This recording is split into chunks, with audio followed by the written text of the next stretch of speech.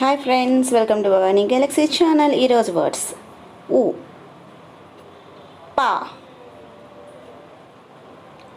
వా ఒక దీర్ఘం, వాకి ఆకి మాత్ర, ఆకి మాత్ర, సా.